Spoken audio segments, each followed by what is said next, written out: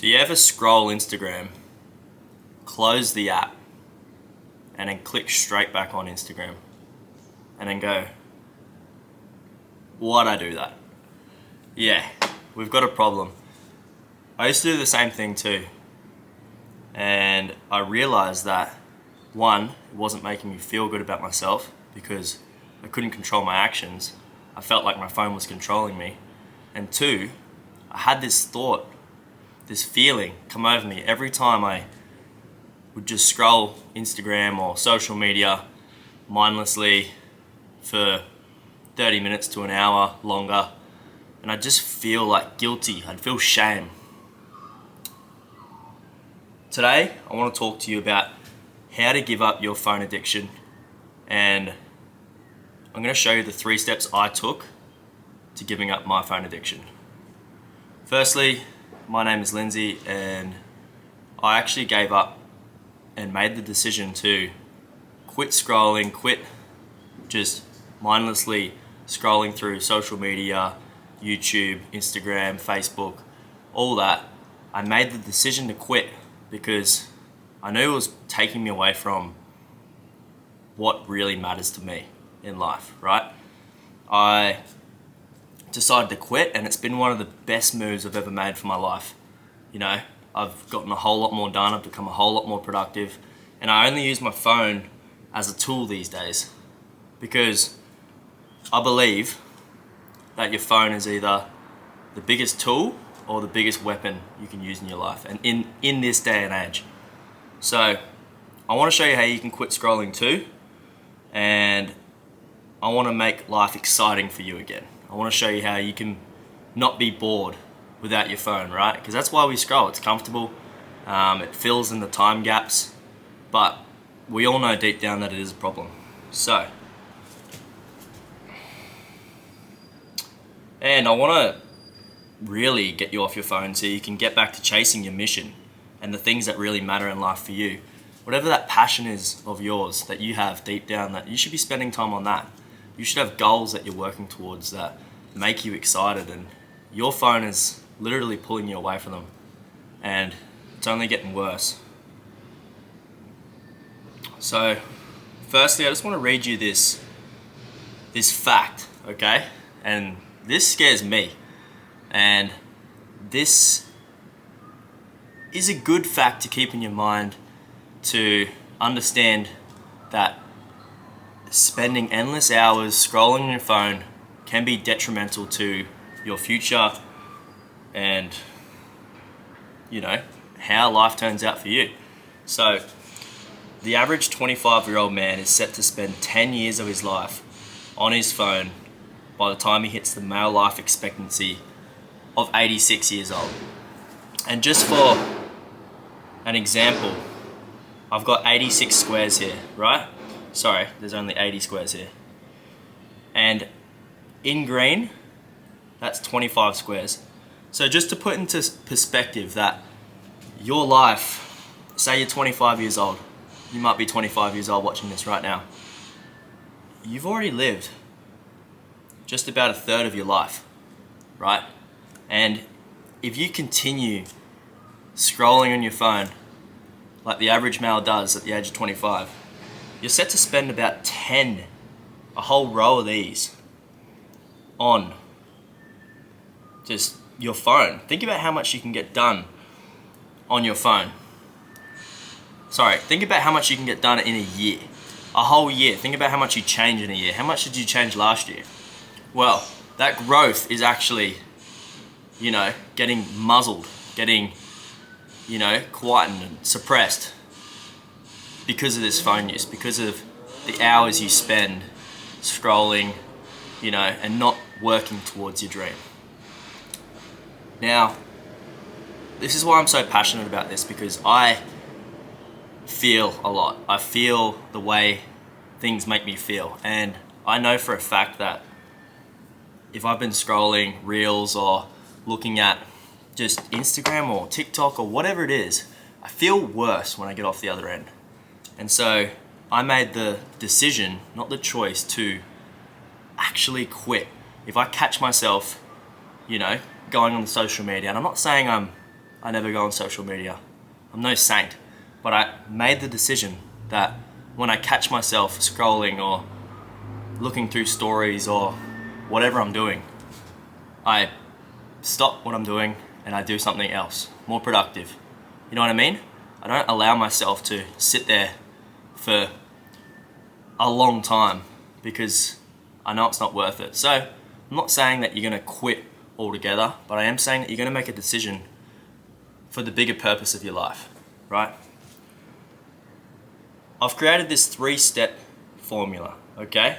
These are the 3 steps I took, simplified, that helped me break the addiction. And I'm gonna show you how you do it too. So,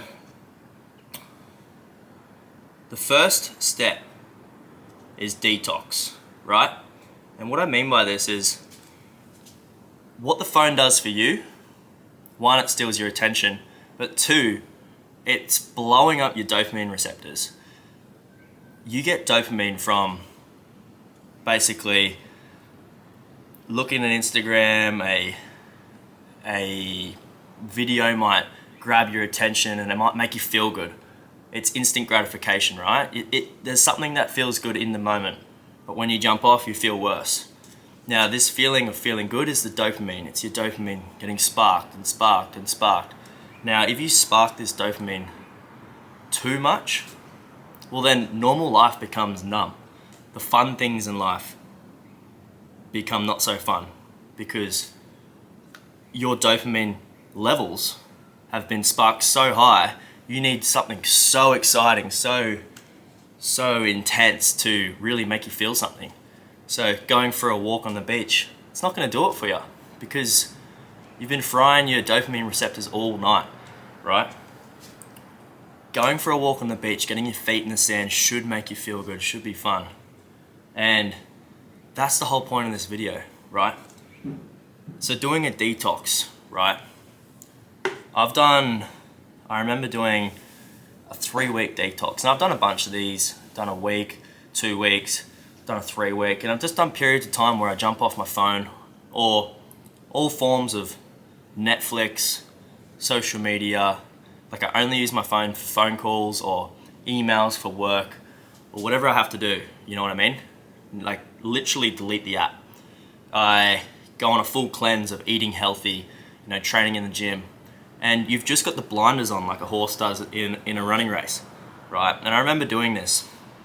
And the first few days, I felt like I was missing out on so much. Like I didn't know what anyone else was doing. But there's a kind of nice feeling about it, right? Like you feel like you're just in the zone. And after a few days, you start to feel really good. You start to sleep better. You start to just, because you can't go on your phone, you start to read. When you usually sit on your phone, you'd go do something else that you're supposed to do, like go do some house chores or get something else done that you've been putting off because, well, you may as well. You don't have a phone to scroll on, right? So I found myself being a whole lot more productive. And then I got to the weekend and I didn't know what anyone else has been doing because I hadn't been on my phone, right? And I'd go talk to my mates and actually be invested in the conversation with them. I was actually curious of what they've been doing. My social connections had gotten stronger because I was actually curious, Like a lot of the time you see what people have been doing all week. So, you might ask the age-old question, like how are you going? But like I was genuinely curious on how my friends have been going. So I think a good way to start is to just set yourself a 2-week detox and like a 2-week kind of monk mode session where you just have healthy food, you go to bed on time, you exercise every day, you read like good positive information, and you just get back to what really matters in the world, right? Get back to life. And you will be amazed how good you feel, but this is actually going to reset your dopamine receptors, right? Over this week, over this 2 weeks, 3 weeks, the better. You probably won't want to get back on your phone after you do this because you'll realize how good you feel. You'll just want to be outside all the time. You'll just feel so productive. You might, if you've never tried this, it is amazing how good you feel, and you just don't understand because these little devices here have been sucking away all your attention and all your focus, right? So the first step is to detox. The second step is to set goals, okay? Now, like you've got goals set, right? You wanna, I don't know, you wanna travel to Europe, or you wanna buy a house sometime. I'm talking a 3, 6, 9, 12 month goal. And I did this recently with my girlfriend. We actually sat down, her and I, and we wrote basically on a big whiteboard, and we split the whiteboard into 4 quadrants, all 3, 6, 9, 12. And we just sat there and brainstormed like what we're gonna get done in 3 months. And these things should be goals that you're passionate about. Goals that, like, things you want to achieve. Where do you want to be? What are you going to get done in 3, 6, 9, 12 months? And then, have them written down in front of you. Write them down and just have a look at them and understand, like, these goals should scare you too. You always should have goals that if they don't scare you, you're not aiming high enough. Now, you're going to look at these goals and you're going to realize what you're really passionate about, right? You're going to be like, I can do that, you know? You're going to create a plan to get to these goals. Like, you need to like have a 3-month goal and say that 3-month goal is to save $15,000, right? And it's like, wow, I can do that with the money I'm earning right now. But something has to change. I have to divide my habits into better areas. You know what I mean? I can't spend time on my phone all the time. Set a personal goal that you might be into triathlons, set some goals to, do an event in 6 months' time, and then you've got to reverse engineer that goal, right? Now, the point of this is that you're going to have a North Star vision, right? Like, when you don't have a North Star vision, it's okay to be on your phone because you're not really thinking about where you're going. You're not really thinking about what's happening in the next 3 months. It doesn't matter. You're just in the now. But if you've got a 3-month goal that is achievable, that will make you feel better, that will make you feel great about yourself in that time period, but you've got to do the work, then you're going to think about that goal over and over again. And I want you to put this whiteboard somewhere where you can see it every single day to remind you of what your mission is, what your purpose is, right? So have a think about what you're really passionate about, and then create some goals that you're going to achieve in the whole next year. And like, these goals are going to change over 6 months, I imagine, but you know what they say, shoot for the moon, land on the stars. Like, that's how you should go through life, okay? And I want you to ask yourself this question, because I asked myself it recently. And the question was, what would you do if you couldn't fail? Like, how high would you aim if you couldn't fail? Actually have a think about like what you'd do if you could do anything and achieve it, and it was guaranteed. That's probably going to spark something inside of you, like a deeper purpose, a deeper why for life, right? You're going to be like, damn, like I'd probably do this. And then, damn, like it kind of gives you some perspective at like what's holding you back, these beliefs, these perspectives. And a lot of it comes from your energy getting drained from here. You don't have the time to think big. You don't have the time to put your energy into the thought of these big goals. You don't believe you can do it because subconsciously you're letting yourself down every time you scroll Instagram. And lastly, right? So you're going to set some goals. And you can do this while you're doing a detox, right? This is a great activity to do while you're doing a detox. You're going to make the decision. And when I say a decision, I emphasize that word because there's a difference between a decision and a choice. You might make the choice to eat healthy one day, but it's just a choice. You might eat junk food the next week, right? But a decision, an internal decision, means that you decide that you're gonna quit. Now, look, it's hard to break a habit just like that. but it happens over repetitions. You're probably gonna find yourself jumping back on Instagram and going, oh shit, I'm back. But that internal decision that you've made, you know, and then that reflection back to your purpose, it's gonna make you get off your phone and go do something better. You know, make the decision to quit, right? So that is step number 2.